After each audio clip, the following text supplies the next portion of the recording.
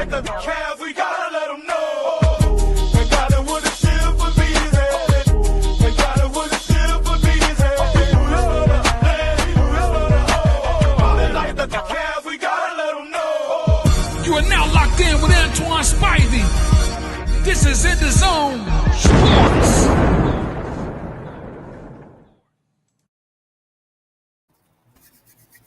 Happy Friday! What's going on, everybody? Welcome to this episode of EnDaZone Sports with your boy Spivey and Kills the Truth in the building. Appreciate everybody tuning in on the Diva Spivey Media Network. Also, YouTube. Don't forget to hit that YouTube channel for more content like you're about to receive today. And we about to get in the zone with y'all. We got a lot of hot topics we got to talk about today. The NBA Finals. Woo! I told you. Game 7. I told you. Game 7. Listen, I'm about to tell you. We gonna talk. Fantasy football. We're drafting from the 1-0 position. How should your draft go if you're trying to really win your league and trust? Trust when I tell you, you know what I'm saying? It's bound to happen you winning that league. What up, Jew? What up? Ain't that's How right, you doing? And that's right, Kels. Yeah, when I win it, yeah. Rocho help.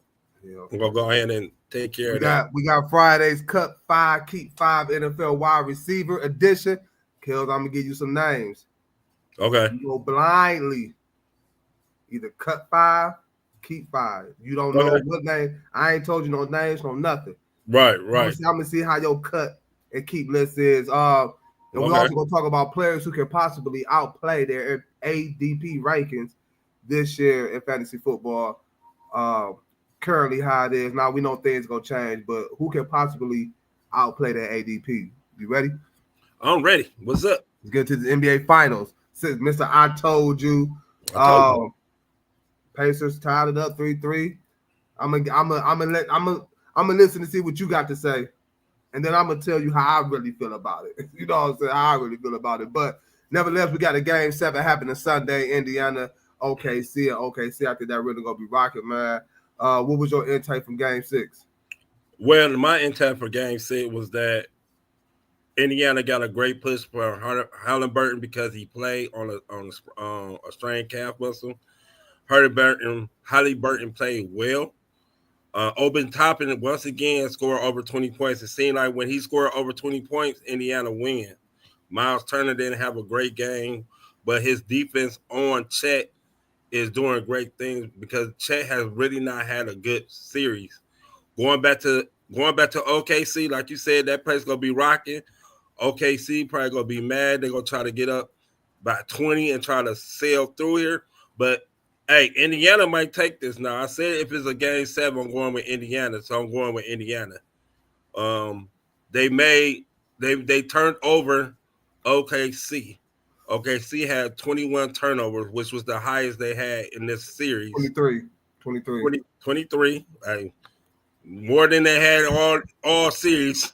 Also, Shea, I think this is the first time Shea only had 21. He ain't scored 30. Jay Will didn't get that big 40 in last game that killed Indiana. Indiana is well balanced on their defensive standing. They well balanced on the offensive starters, except for this game because Turner didn't really play well, but his defense on Chet did great. Indiana might take this in game 7 if OKC is not careful. It's not who? Not careful. Meaning because they think. Listen, the NBA, my opinion. I mean, it's a good finals. I'm not gonna take nothing away from the play that's been going on back and forth.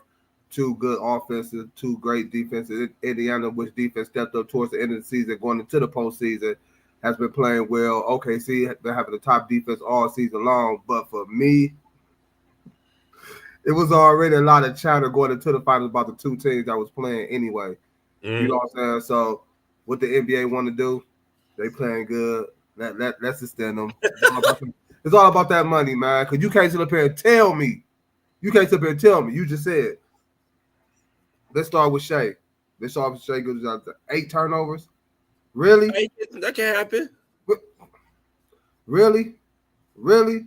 The way OKC was playing like lethargical all fucking night, dude. Look at the pass that I think who was it, Jalen Williams when he tried to throw it on the wing and Halliburton got the steal. I think he got like 2 of them on the wing. Right. Man, they passes was all lackadaisical, man. It was just like OKC to me played like, all right, we about to see what they do this game. We got game 7 at home, which I don't like. Which is a dumb way to think. You is absolutely right. I don't like that. You know what I'm saying? But teams sometimes do, much as we can both disagree with it, tend to have that mentality sometimes. And sometimes it come back to bite them, sometimes it don't. But what I know is this. The NBA got what they wanted. A game 7. They getting their money's worth. They getting their money's worth. Now I won't be surprised if OKC come out here and they favorite going to the game 7 by 8.5. Because they're at home. And they've been I'm just saying,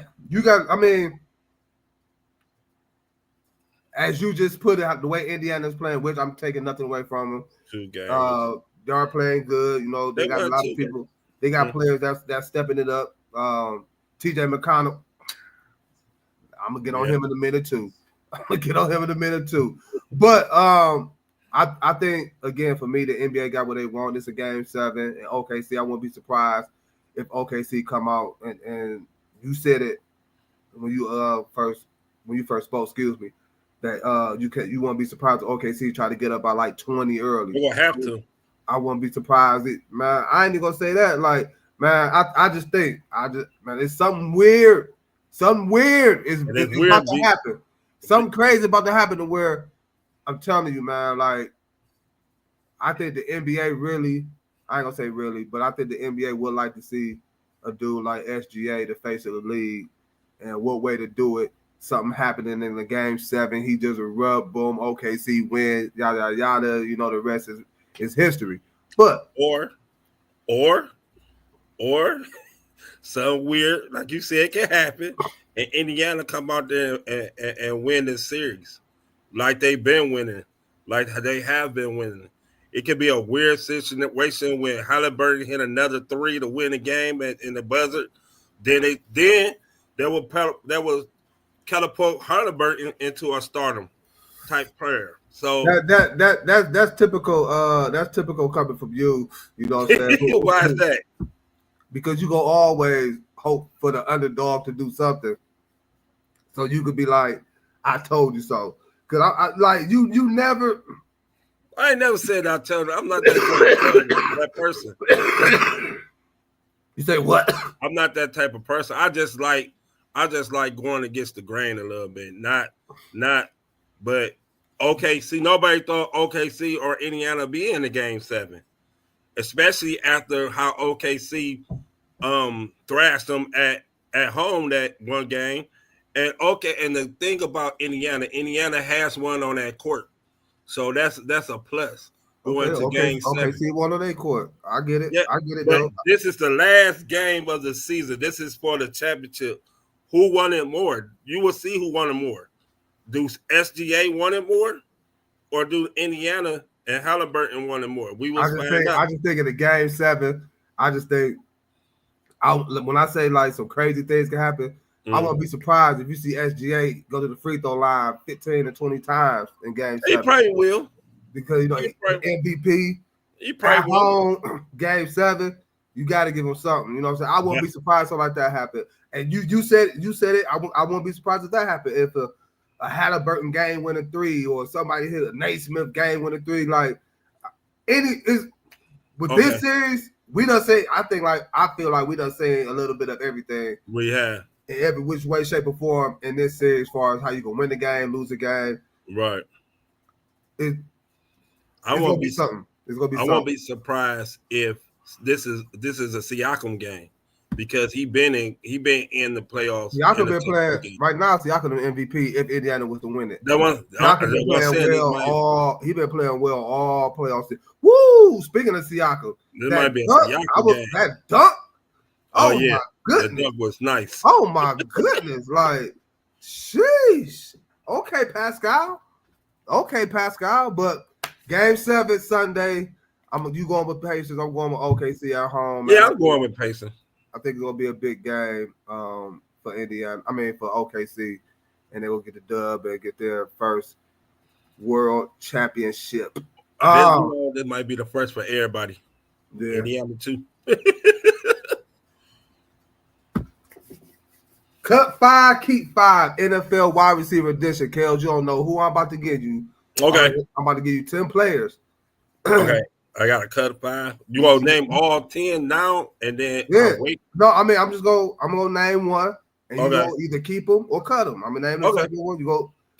You don't know who I'm picking. This Okay. is a new one for the show. Damn, First one, all right. Drake London. Are you going to keep Drake London, or are you going to cut Drake London? I'm gonna cut him. You gonna cut Drake London? All right. Next one, Mm-hmm. Jackson Smith-Njigba. I'm gonna keep. Ooh, why keep him and cut Drake London? Is it just that was the first pick? No, because I feel Njigba gonna be their main source of throwing the ball to. Drake London gonna have to deal with Bijan. Okay, and they still got Kenneth Walker. They still got Kenneth Walker. Kenneth Walker don't catch passes out the backfield. Man. Charbonnet is the one who catches passes out the backfield. All But right. I just feel that I feel that though Atlanta go use Bijan more than they use Drake London this year. Next one. Keep. Okay, you say you keep them. Next one, Lad McConkey. Keep. Once again, Lad is the only wide receiver. They got a rookie wide receiver going out there. Everybody know what Quentin Johnson is. Quentin Johnson, he'll have one big game and then drop a perfect pass ball.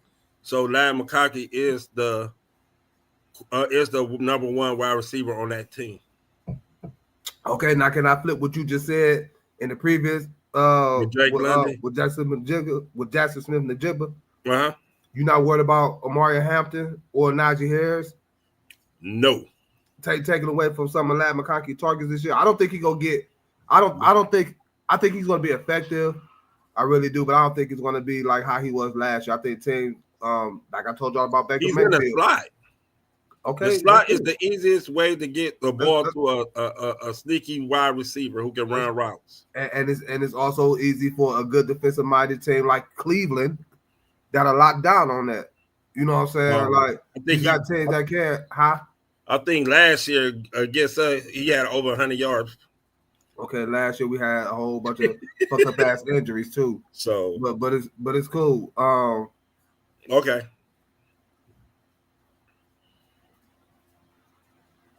Rashee Rice. This is a hard one for me because he coming back from injury. So I would have to see this dude play. I would have to cut him right now. Okay. So you got Drake London cut, Rashee Rice cut. You keep it, Lad McConkey and Jackson Smith-Njigba. Marvin Harrison Jr. His rookie year was good, but once again, they just make him like a deep threat. And they got Trey McBride and James Conner, but he really the only wide receiver that really could do ain't do nothing with the wide receiver. See, I don't know who the other people are.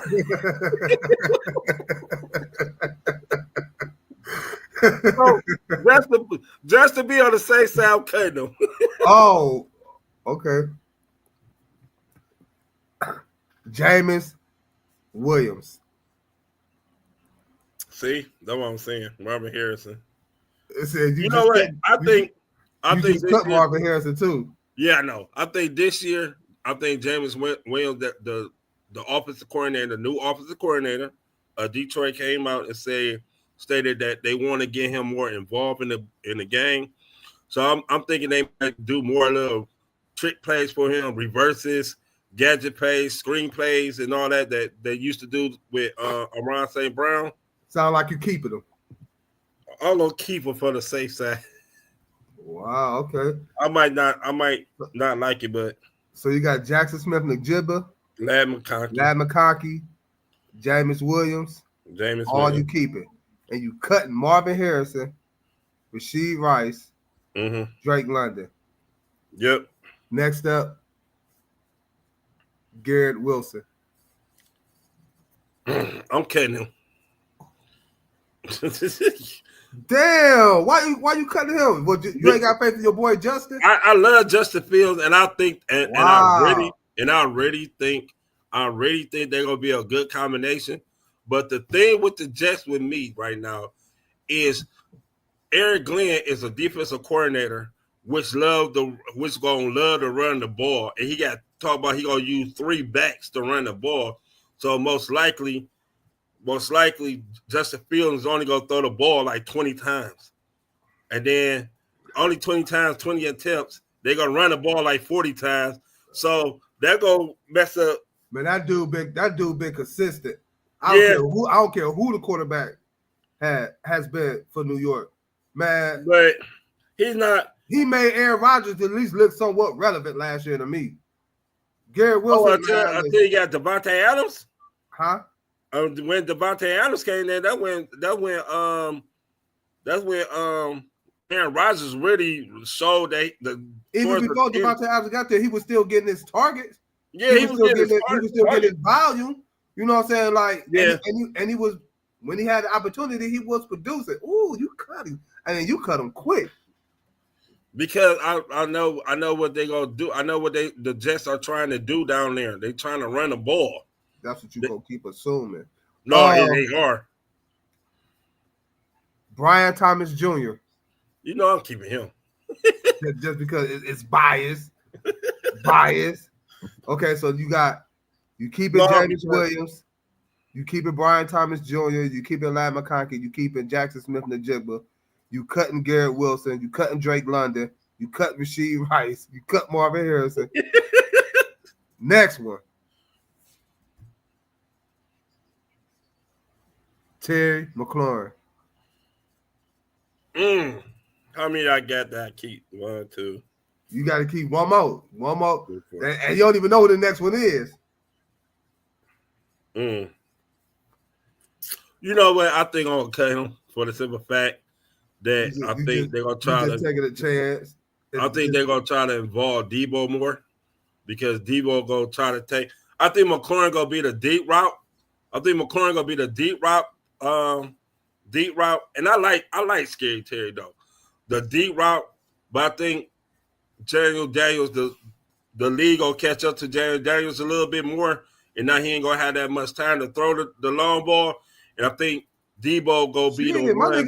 nigga was well efficient against the blitz last year. Yeah, no, but so you don't think another year up under his belt of watching some film on blitzes, how he could counter that going into the second season? But once again, it's called that sophomore slump for a reason because other defensive minded coordinators understand that you probably have to put him in a pocket of his own and don't blitz him. When was the last sophomore slump that you seen? Okay. The last sophomore slump, shit, it was CJ Stroud. I just said CJ Stroud. But prior to that, when? Well, quarterback? Yeah. Of a talent and upside of a Jada Daniels.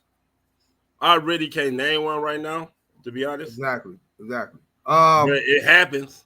The last one that you is keeping will be T. Higgins. I'm happy with that. He better than Terry McLaurin. I mean, okay. I got T. Higgins on. T. Higgins. Okay, but so let me ask you this. Mm-hmm. Is it that because you feel like Cincinnati offense will be passing the ball more than the way their offense is ran than Washington? Because if you gonna say you think Debo gonna take away, or who else you say? You said Debo, and might have been just Debo. Excuse me. That Debo gonna take away, or you think Debo is gonna be the receiver that's going to primarily make Terry McLaurin a deep threat? You just said the same thing about Cincinnati, can't you? You don't think Jamar Chase is? I mean, we have seen what both of them could do healthy, and that's why I just asked you, do you think you say that because of the style of play of Cincinnati, or you just really feel like T. Higgins is that much better than Terry McLaurin? T. Higgins that much better as a wide receiver. I like Terry McLaurin, but T. Higgins is that much better than wide receiver than Terry McLaurin. If you look at it, he got a triple crown winner over there. Mm-hmm. He had 17 touchdowns. Over 1,700 yards. And over here, he still scored 10 touchdowns and had 75 catches. And he missed 3 games last year with injury. So he played with a bona fide star, and he still got his catches and his play. So I feel as though that T. Higgins will be a great wide receiver if he were with somebody else. And that's why I was surprised that he signed that contract, because he could have went over and became a number 1 wide receiver. But I see that he wanted to stay with Joe Burrow. He wanted to stay with T. Higgins. He wanted to stay with Jamar Chase. So that's why I picked T. Higgins, and that's why I cut Terry McLaurin, because T. Higgins is a better wide receiver. Fair enough. This shit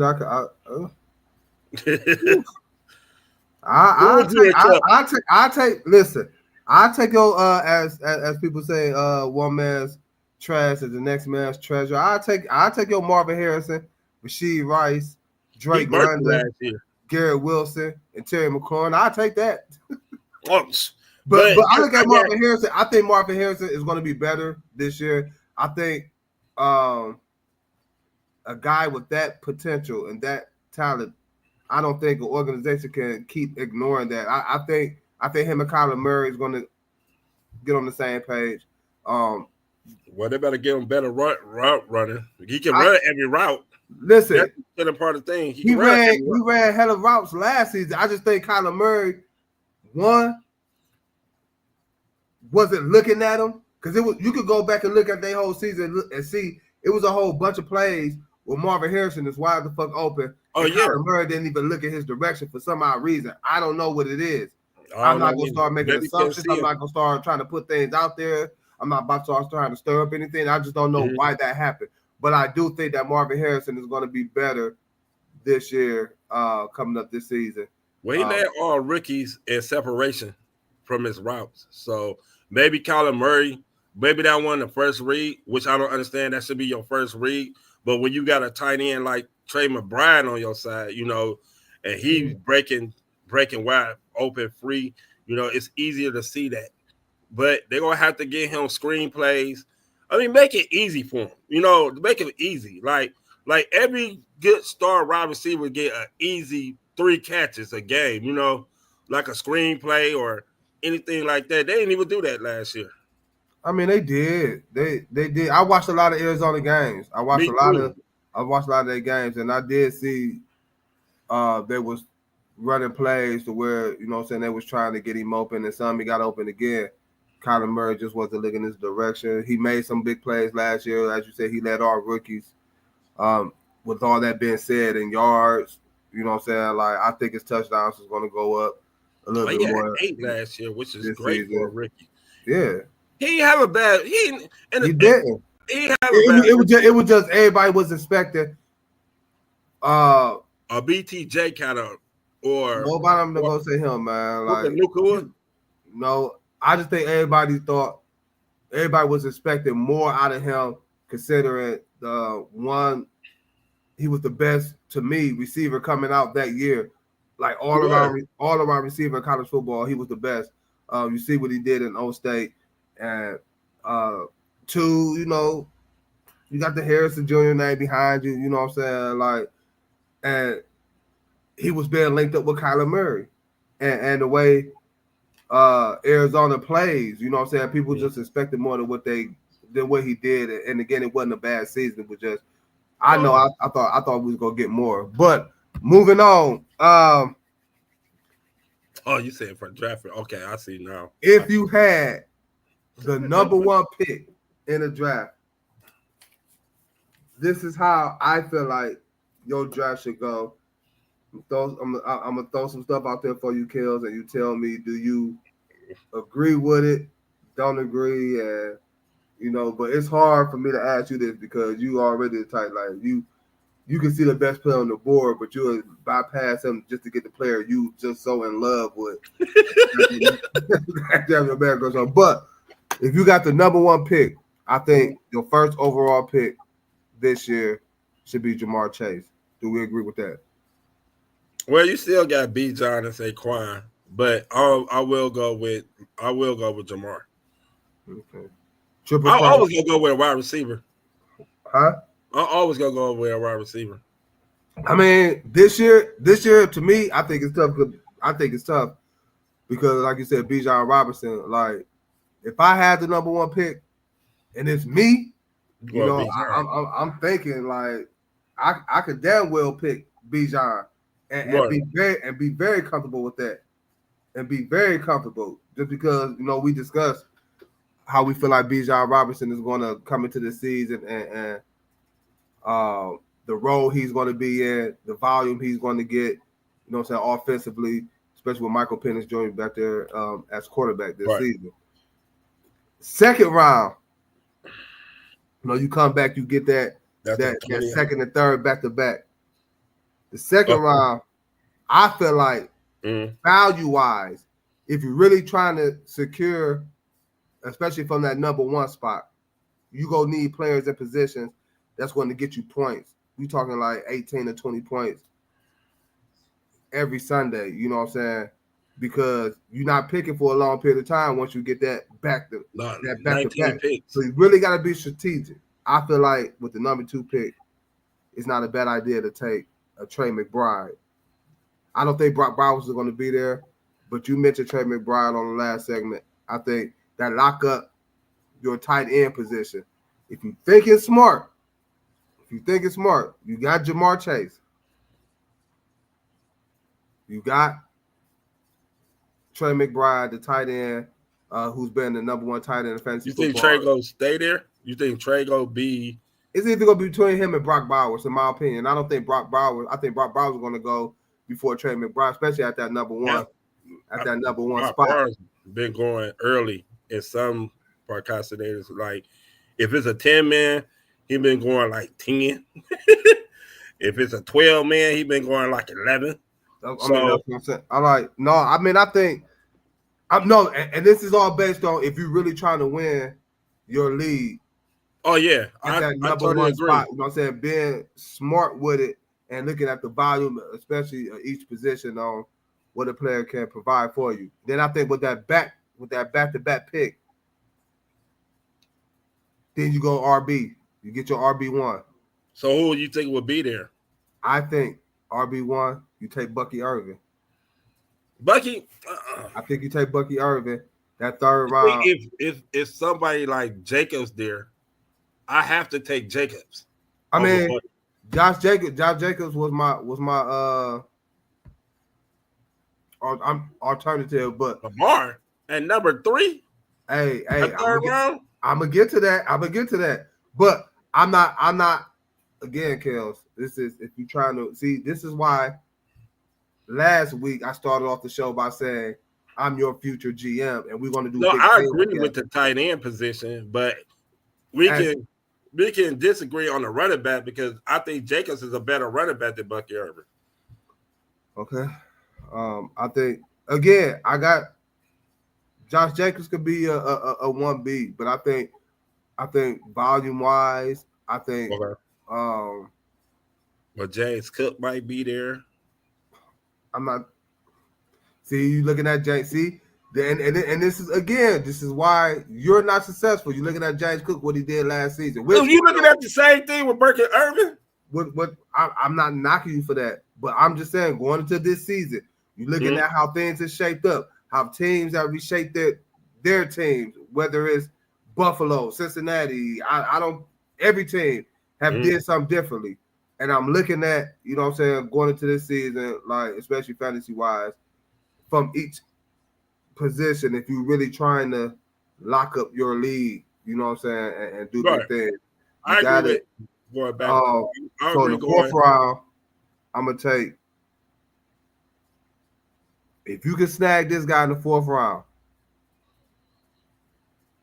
he maybe can win you your league for real, which is Rasheed Rice. Why you think that? Huh? Why you feel that way? Because even last season before he got hurt by his own goddamn quarterback, he showed he was a top receiver then. You know what I'm saying? Like he that's Patrick Mahomes' dude. That's his guy. You know what I'm Right. saying? I don't think Travis Kelce is going to miraculously have a season to where he's Travis Kelce 4 years ago. Oh, 4 years ago, I do think he's going to have a decent season, a Mm. season that most didn't expect from Travis Kelce. But I think Rasheed Rice, yeah, You at don't- that position Mm. in the 4th round, you know what I'm saying? That's a high position coming. No, and you looking at it like that because the He's dude just is injury. the dude is 100% right now. Okay. Reports coming out of Kansas City, he having no signs of anything affecting him in the practices or whatever. Of course, you know, you may look at it like, well, yeah, that's what they're supposed to say. That's that's the right thing to say. You don't want to leak anything, but no, the dude is actually healthy. You don't think Xavier Worthy or I mean, I'm not taking nothing. Hollywood Brown? No. You don't, so he's strictly the number 1 receiver to. I Yep. can see that, but number 4, Yep. that'll be a good pick. But That's your 4th pick. I'm just scared of his injury, coming off that injury. And then your 5th pick at your flex position, you draft in the 5th round, you get a DK Metcalf. I think DK Metcalf is going to be, of course, he's the number 1 in Pittsburgh. I think Aaron Rodgers is going to get him the ball, and I'm not sure if saying Aaron Rodgers is about to have a resurgence of MVP season. Aaron Rodgers, no, but DK Metcalf, he's going to get that volume. He's going to get them targets, especially in the red zone. I like the fact that Pittsburgh did add Caleb Johnson, in that backfield with Jalen Warren.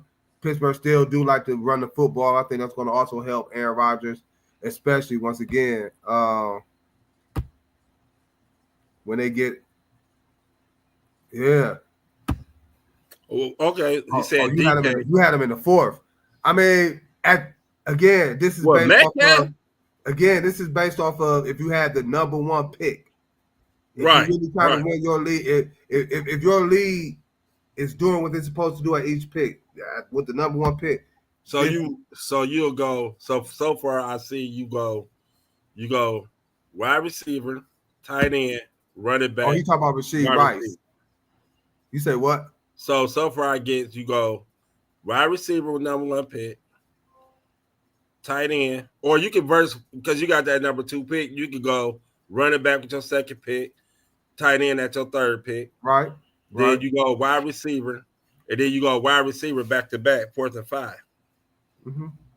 And then in the 6th round is where you start to fill out with your upside. To me, in my opinion, you take a Quishon Junkins from Cleveland.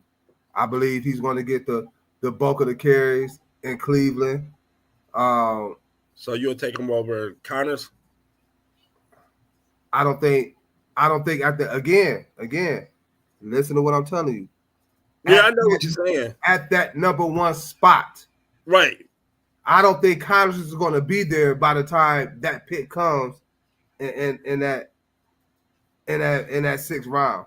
Connors is not going to be there.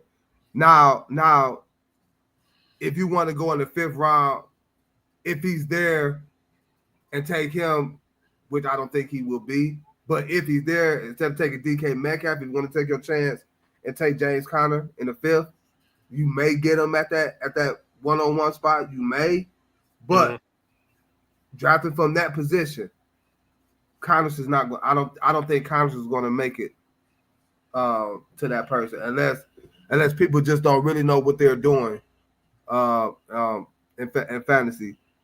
And then you come back in the 7th round, you start to fill out your bench. So we only doing one flex. Chris Olave. I'm just doing 10 spots right now. We only got time like for 10 spots. Chris Olave in the 7th. Okay. You're not scared of that quarterback situation? But see, this would get tricky because at that 7th, 8th, you could have went either one. And the other receiver I was gonna pick was what I said was Rome Duze. Either you could get Rome in the 7th or Chris Olave in the 8th. You can flip flop that. But I think in the 7th, you said my schedule. I like Tyler Shunk. Yeah, I like him. You know what I'm saying? I like, and they still got Alvin Kamara. He's healthy. Right. Still got it. Don't know what's gonna happen with Taysom Hill.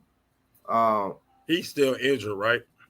Yeah, he's still working his way back. But I like Tyler Shuck. I think Shuck could give him the ball. And then at Rome Duze, I think Caleb Williams is going to have a better season under Ben Johnson.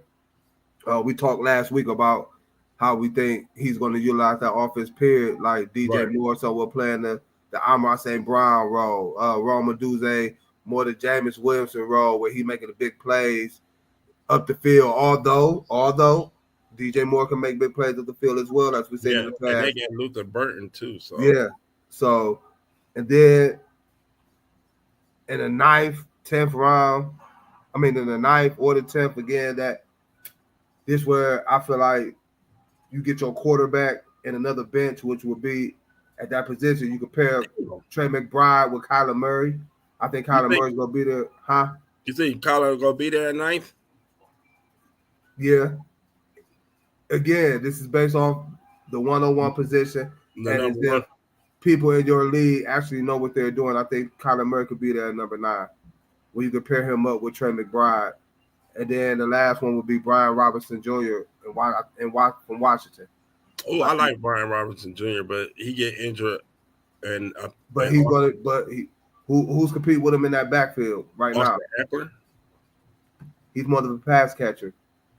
But he also can run too. If we're gonna go at this stage, and Austin Eckler, you know what I'm saying? I believe he's more efficient as a pass catcher. Yeah, he is. But last year, it seemed like Eckler was doing much better than Robinson before he got the concussion.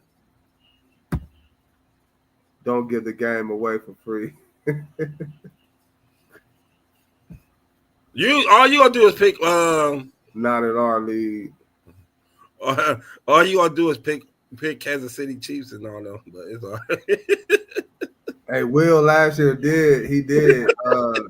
That's why you see when you said Rasheed Rice, he put up Rasheed Rice. Hell yeah. Like he did say like shit. Will felt like I'm about to go get the best offense in the league, who I think about to put up hella 5 points. Yeah, he had St. Brown. We told him at the beginning of the season too that was gonna come back and bite him. Bite him in the butt.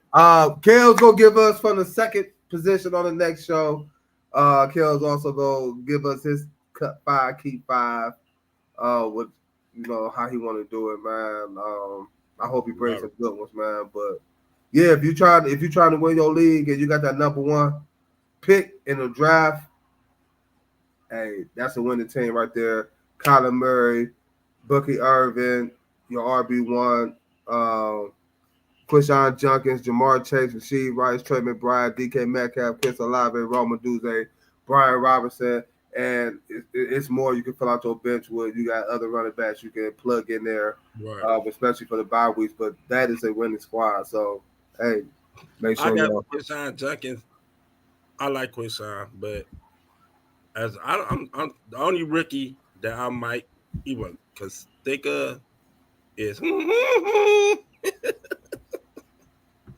Kills. I'm not worried about nothing you do because again, you your own problem. I told you. Kills need to drop from the 7th. Hey, I said the same thing. I dropped for the 7th spot before and made the playoffs. So that was before, man. It doesn't matter. I forget. Kills him. 10th. I don't care. Just give me some players.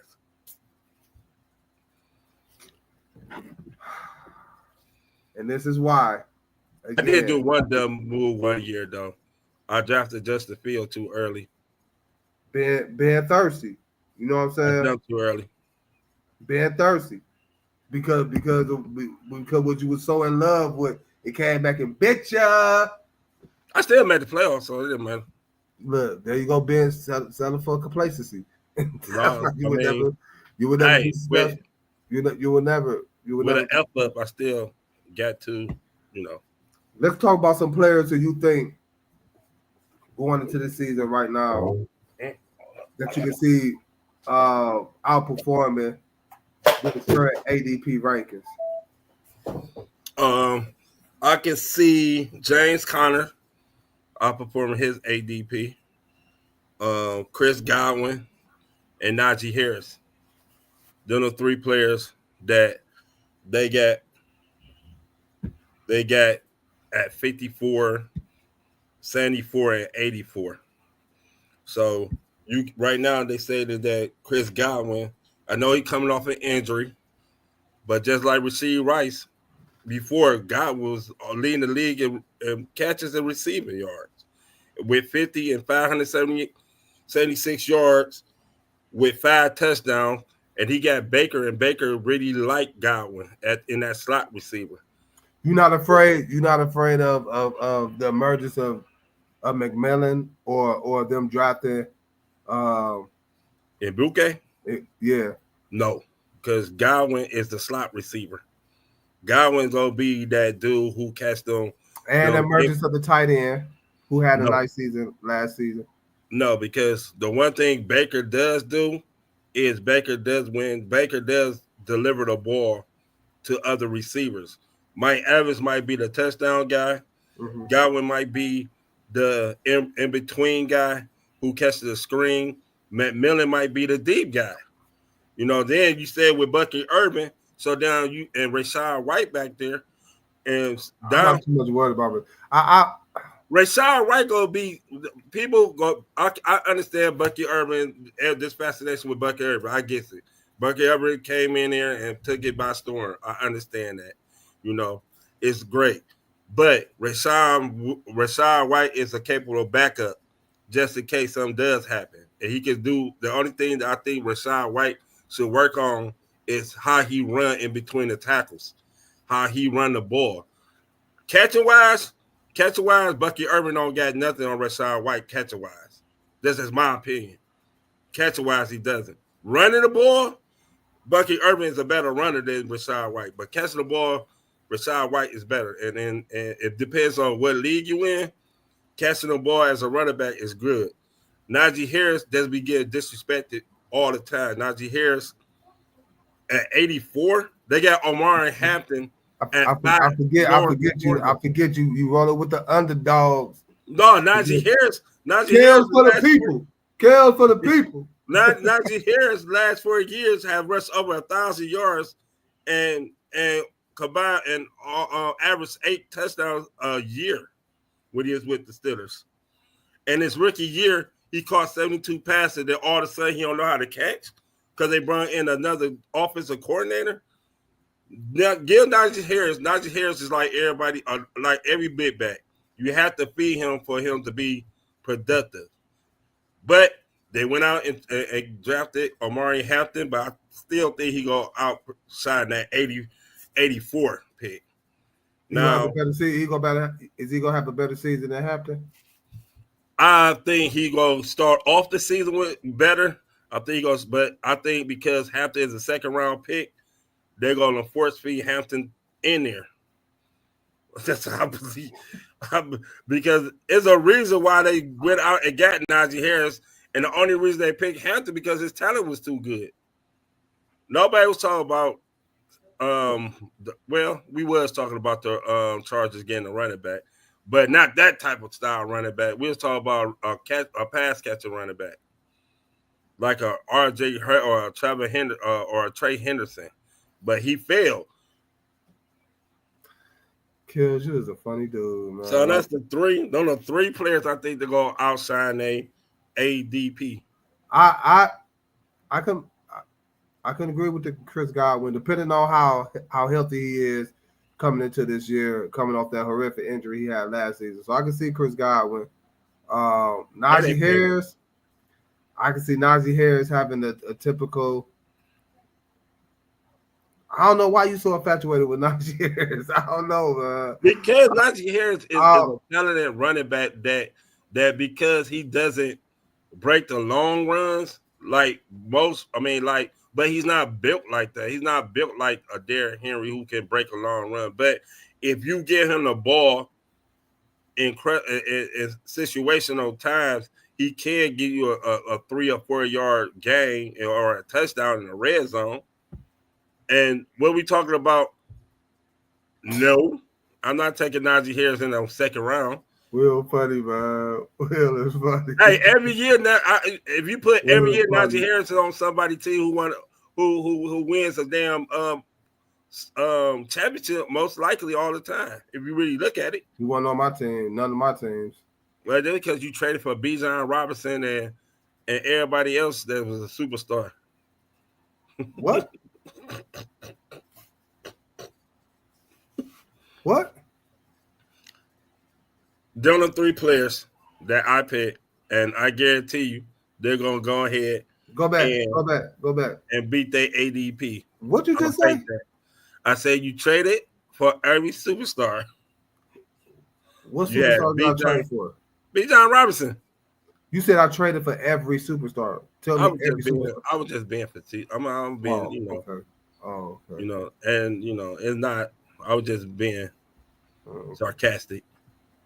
I just wanted to make sure, And if I did, then what? I was confused. I was confused there. So- Again, Kills, you're gonna understand. You're gonna understand in the year. You're gonna understand in the year, and you're gonna tell Hey, I'm yourself, gonna be a champion, and you're not. no, I am. You're not, and I'm going to be your GM, which is going to enable you to win your first ever championship. And I don't care how much you say, y'all can't call me a loser. I got a championship. You don't. This person don't. That person don't. You're going to always have to go to sleep, have to wake up, have to every phone conversation, And that's why I'm not going. That's why I'm going to win. Understand. I already know what's his and be story. reminded you got that because of me. Which means And that's you why needed I know you I'm gonna needed win. me. You needed, regardless of what you say or how you look at it, you needed me to capture your first. You Okay, needed me. You couldn't do it by yourself. So we you in the needed zone me. right now, so Huh? we in the zone right now, so so we'll see. The truth shall set you free. Hey, I'm the truth, and the truth does tell you that you're not. You don't even have confidence in your own. I don't have to have confidence to show. Let me ask you about. Mhm. I want to go to the tight end position real quick. Okay. He had a nice rookie season. Somewhat of a down season the second year. Uh-huh. Do you see a Sam Laporta bouncing back and outplaying his ADP ranking? How you feel about Sam Laporta? Was Sam Laporta going around round 5? When? Last year or this year? Last year he was going in a top because 3. you look at I think the tight ends Was Kelsey coming off the board will be either you can flip flop. Nope, I'm gonna say it's gonna be Brock Bowers, Trey McBride, and George Kittle. George Kittle. Then you got T.J. Hawkinson. I believe he's gonna bounce back. Then you got the Sam Laporta. Then you got the Mark Andrews, the Evan Ingrams, the Travis Kelce's. So where do you see Laporta? I see Laporta round 4. I give Laporta the fourth tight end coming off 3. I give Laporta the 4th tight end. If because we already know how the tight end position will go depending on how you are. If you picking 9th, you get your first, and then would you go around and try to get a Brock Bowers or a Trey McBride, or would you be willing to wait to like the 3rd or 4th round to get like somebody like Sam Laporta or George Kittles? So Laporta around about 4, and I think he's gonna have a bounce back year, but I think I think he gonna get all his points for scoring from touchdowns. I think that way. I project him to get 7 or 8 touchdowns this year because of the red zone, and how they go play action pass, and Laporta go make big on touchdowns. Catches, it's gonna be hard for him with catching. So, Sam Laporta 5th round, between 4th and 5th. Why do you think it's gonna be hard for him catching? Because like I said, you got Gibbs, St. Brown, and Williamson. So you think? So your opinion, you think Detroit offense is going to change that dramatically because Ben Johnson is gone? Yes. To the point that what we saying from there, we're not going to see it like route running, certain offensive plays, trick plays that they do. So you don't think we're going to see none of that? No, because this offensive coordinator mostly he gonna try to do his stuff because he been with Ben Johnson, but he gonna have to use his own identity and his own rhythm to try to get what type of coacher he gonna be. And he already said that he gonna try to get Jameson more involved in the game, meaning that you might have more screenplays to him, meaning that he might go deep a little bit more. Now, if they'll go upset St. Brown, is he gonna run play for Laporta? But I think Laporta big thing is he gonna have his touchdowns. I think Laporta gonna have around about 60 catches and 8 touchdowns, maybe 700 yards this year, which is not bad for a tight end. But if you picking him like third or you picking him like first and second, that's not good enough. Oh no, I ain't you said I'm just saying. Round?